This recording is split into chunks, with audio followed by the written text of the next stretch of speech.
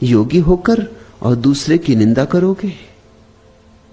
मद मांस अरु भांग जो भके, और अभी भी तुमसे मांस नहीं छूटा, मदिरा नहीं छूटी, और अभी भी तुम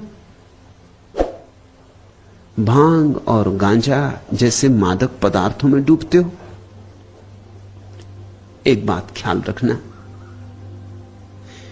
जो जागे हैं वो तुम्हारे शराब या मांस मदिरा के विपरीत किन्हीं और कारणों से हैं। तुम भी इनके विपरीत होते हो, लेकिन तुम्हारे कारण भिन्न।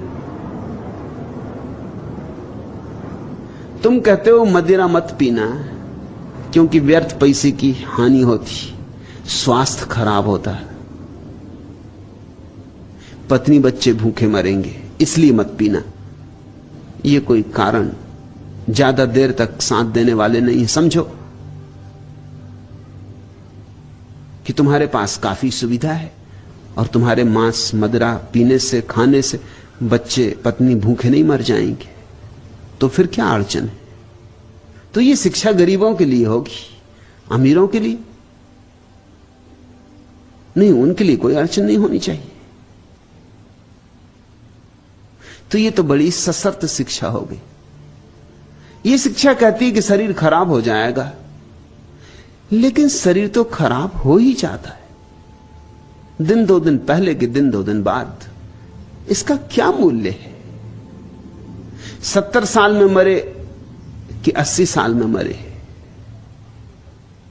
अच्छा तो यही कि 70 साल में मर गए, 10 साल के लिए दूसरे को जगह खाली करके दुनिया में जगह वैसे ही कम, भीड़ बढ़ती जाती, हाथ हिलाने की जगह नहीं रह गई है। तुम जितनी जल्दी विदा हो जाओ उतना अच्छा।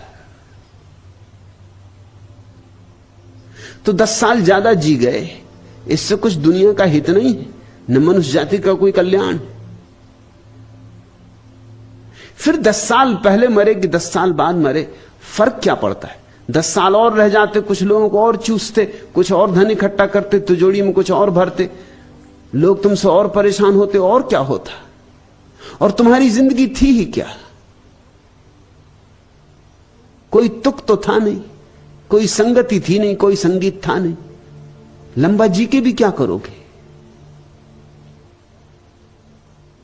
ये तर्क कोई काम नहीं आने वाले, और फिर ये तर्क सही भी नहीं, क्योंकि शराब पीने वाले भी लंबे जीते देखे जाते हैं। शराबी जल्दी नहीं मरते। अगर जल्दी मरना और देर से मरना यही प्रमाणिक हो तो बड़ी अड़चन हो जाएगी। शंकराचार्य 33 साल में मर गए। इसका क्या यह अर्थ होगा कि धर्म से सावधान? विवेकानंद 34 साल में मर गए। इसका क्या अर्थ होगा? इसका अर्थ यह होगा कि भाई बचना, धर्म इत्यादि में मत लगना। देखिए विवेकानंद की क्या गति हुई, देखा शंकराचार्य बेचारे अभी होते होते जवान विदा हो गए। इस तरह कुछ उम्र नहीं बांटी जाती। मुरारजी देसाई को अभी किसी ने पूछा बीबीसी के इंटरव्यू में कि आप चर्चिल के संबंध में क्या कहते हैं, क्योंकि वो तो खूब पीता था, सिगरेट भी, शराब भी, मांस भी। ब्रह्म मुहूर्त में कभी उठता ही नहीं था, 9 और 10 बजे के पहले नहीं उठता था, लेकिन जिया तो खूब। तो मुरारजी देसाई ने कहा कि वह अपवाद है, और मुरारजी देसाई सोचते हैं कि वो जो लंबा जी रहे हैं वो जीवन जल पीने की वजह से, और चर्चिल अपवाद है। मैंने सुना मुल्ला नसरुद्दीन 80 वर्ष का हो गया था, लेकिन अभी भी तैराकी में प्रथम आता था। तो पत्रकार उसके घर गए, जन्मदिन उसका मनाया जा रहा था 80वां। उन्होंने पूछा कि 80 वर्ष के तुम हो गए हो, तुम्हारा राज क्या है? तुम कैसे अब तक प्रथम तैराक, जवान भी तुमसे हार जाते? तो उसने कहा चूंकि मैंने कभी शराब नहीं पी, मांस नहीं खाया, स्त्रियों के पीछे नहीं भागा भटका, मैं किसी व्यसन में रहा ही नहीं। इस कारण चमत्कृत हुए लोग जो पूछने आए थे, लेकिन तभी मुल्ला ने कहा, लेकिन इससे बहुत विचार में मत पड़ो, मैं कुछ भी नहीं हूं। मेरे पिता 100 साल के हो गए, मगर घुड़सवारी में उनका कोई मुकाबला नहीं। मैं भी घुड़सवारी में उनका मुकाबला नहीं कर पाता, जवान से जवान नहीं कर पाता। और वे शराब भी पीते, क्षमा करना। मुल्ला ने कहा, वो शराब भी पीते, मांस भी खाते। तो पत्रकारों ने कहा, हम तुम्हारे पिताजी को मिलना चाहते। ये तो बड़ी हैरानी की बात है कि शराब भी पीते, मांस भी खाते, 100 साल के हो गए, घुड़सवारी में कोई मुकाबला नहीं कर सकता। तुम्हारा परिवार तो बड़ा अद्भुत मालूम होता है। पिताजी कहां हैं? उनके हम दर्शन करना चाहते। मुल्ला नसरुद्दीन कहा, यह नहीं हो सकेगा, क्योंकि पिताजी गए हैं मेरे दादा की बारात में। दादा की बारात? तो मुल्ला ने कहा, हां, मजबूरी थी। तुम्हारे दादाजी विवाह कर रहे हैं? उन लोगों ने पूछा। मुल्ला ने कहा, कर नहीं रहे, करना पड़ रहा है। स्त्री गर्भवती हो गई। दादाजी की उम्र कितनी है? 120 साल। क्या हिसाब लगाओगे? कैसे हिसाब लगाओगे? शराब पीने वाले खूब जीते। तुम इस तरह के तर्क देके किसी की शराब पीने से उसे नहीं बचा सकते। ये तर्क थोथे। इन तर्कों में कोई बल नहीं, इसलिए तर्क चलते रहते हैं और लोग शराब पीते रहते हैं, सिगरेट पीते रहते हैं, मांस खाते रहते हैं, सब चलता रहता है। ये तर्क भी चलते रहते हैं और बाकी सब भी चलता रहता है। इन तर्कों में और उनके जीवन व्यवहार में कोई संबंध कभी निर्मित नहीं होता। जब बुद्ध पुरुष कहते हैं, गोरख जैसे पुरुष कहते हैं कि मत पियो शराब, तो उनके कारण बहुत अन्य है। इसलिए नहीं कि तुम ज्यादा जी लोगे, ज्यादा जी के क्या करोगे, जीने में मूल्य ही क्या है। इसलिए भी नहीं कि स्वास्थ्य अच्छा रहेगा। स्वास्थ्य का कोई आध्यात्मिक मूल्य थोड़ी है। रुग्ण व्यक्ति भी परमात्मा को पा सकता है, और स्वस्थ व्यक्ति हो सकता है इसलिए परमात्मा को ना पा सके कि स्वास्थ्य के कारण संसार में उलझा रहता, कि अभी तो मैं स्वस्थ हूं, कर लेंगे राम का स्मरण अंत में, अभी तो भोग लें, 4 दिन की जिंदगी है, अभी तो मजा कर लें। नहीं, ये थोथे सिद्धांत किसी सहारे के नहीं है।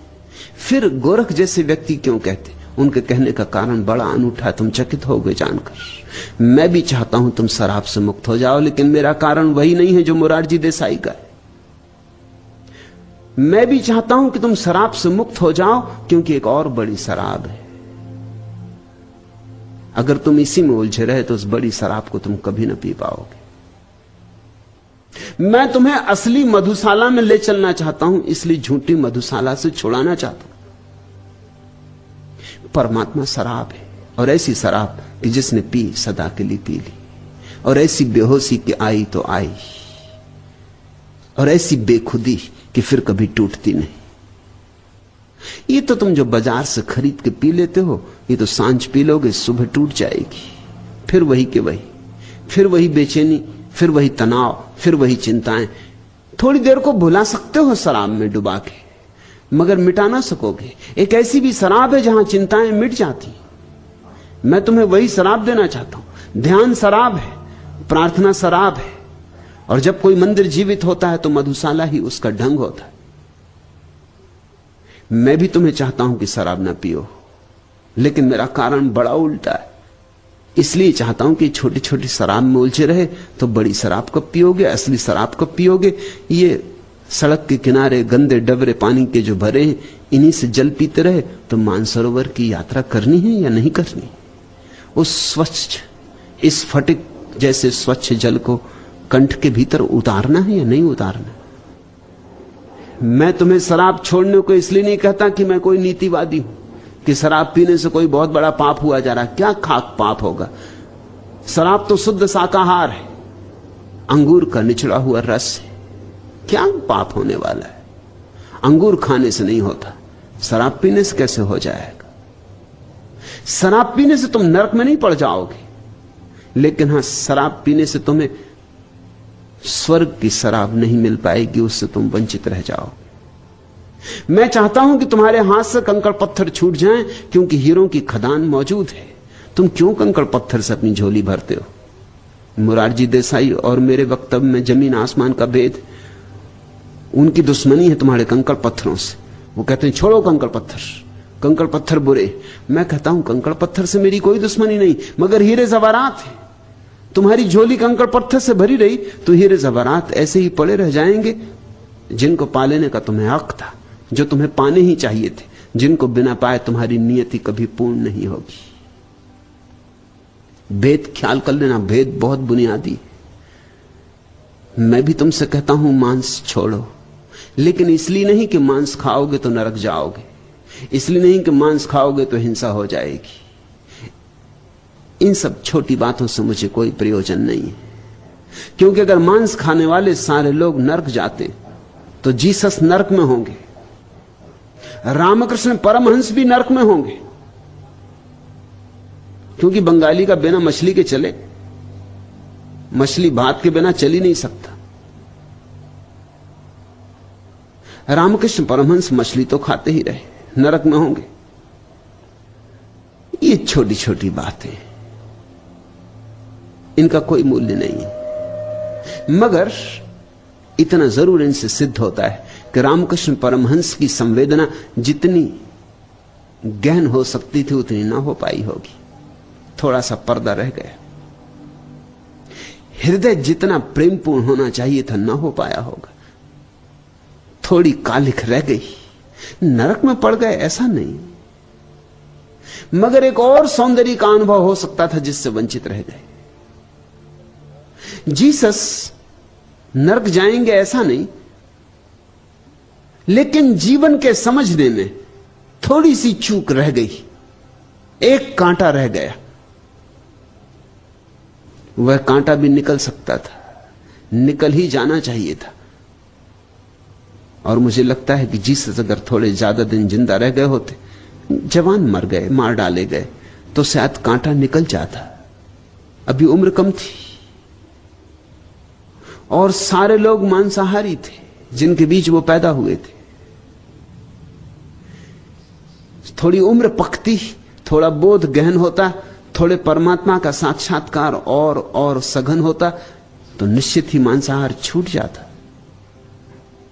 क्योंकि अंतिम अवस्था में जिसे सब तरफ परमात्मा दिखाई पड़ने लगा, वह अपने भोजन के लिए किसी के जीवन की हत्या करेगा, यह सोचना असंभव है। तो मैं इसलिए नहीं कहता कि मांसाहार पाप है कि इस पाप के परिणाम में तुम्हें नरक भुगतना होगा, बल्कि इसलिए कहता हूं कि मांसाहार तुम्हारी संवेदनशीलता को कम करता है। तुम्हारी संवेदनशीलता की सूक्ष्मता छिन जाती। तुम्हारे भीतर से जितना शुद्ध संगीत पैदा हो सकता है नहीं हो सकेगा। तुमने अपनी वीणा में बड़े मोटे और खुरदरे तार लगा लिए, संगीत तो होगा, गीत भी पैदा होगा, लेकिन मोटे और खुरदरे और सस्ते तार लगा लिए, जबकि महीन अभिजात सूक्ष्म तार उपलब्ध थे। तुमने अपनी वीणा के साथ दुर्व्यवहार कर लिया है।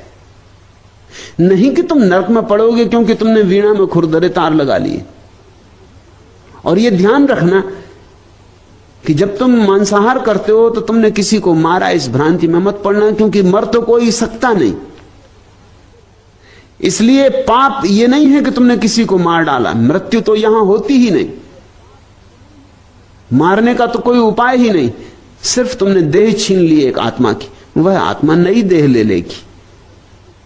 सवाल हत्या का नहीं है, सवाल इसका है कि तुम देह छीन सके। सवाल तुम्हारा है। वह आत्मा तो नई देह ले लेगी, नया गर्भ ले लेगी, कोई मरता नहीं। कृष्ण कहते न हन्यते हन्य माने शरीरे, नहीं शरीर के मरने से उसकी मृत्यु होती। मगर सवाल तुम्हारा है, तुमने संवेदन शून्यता दिखलाई, तुम्हारे भीतर हार्दिकता नहीं है, तुम थोड़े पथरीले हो, तुम कोमल नहीं हो, और तुम कोमल नहीं हो तो तुम्हारे भीतर का कमल नहीं खिलेगा, या अध खिला रहेगा, या एक आध पखुरी अनखिली रह जाएगी। परम चित्त की अवस्था में मांसाहार असंभव है, और जो परम चित्त की अवस्था चाहते हैं उन्हें यह बोध रखना चाहिए। तो ठीक कहते गोरख, जोगी होई पर निद्रा झके, मद मास अरु भांग जो भखे, एक उत्तर से पुरुषा नरक जाई। ऐसे मैंने हजारों लोगों को नरक जाते देखा है। सती सती भासत श्री गोरख राय, मैं सच सच कह रहा हूं, किसी की निंदा नहीं कर रहा हूं, जो तथ्य है उतना ही निवेदन कर रहा हूं। और जो सच को सुन लेगा उसकी जिंदगी में क्रांति शुरू हो जाती। अब रही मुश्किल पड़ी, गाड़े दो काम, सांचे से तो जग नहीं, झूठे मिले न राम। जिसने सच को सुना, सच को समझा, उसके जीवन में क्रांति का क्षण आ गया। उसे एक बात दिखाई पड़ने लगेगी कि अगर सच की मान के चलूं तो राम मिल सकते, लेकिन जग अपने आप खो जाएगा। छोड़ना नहीं पड़ता, जग अपने आप खो जाता है। झूठ से तो राम नहीं मिलता, सच से जग नहीं मिलता। जिसको ये बात दिखाई पड़ गई उसे स्पष्ट चुनाव करना ही होता है। उसी चुनाव को मैं संन्यास कहता हूं। वह निर्णायक घटना है।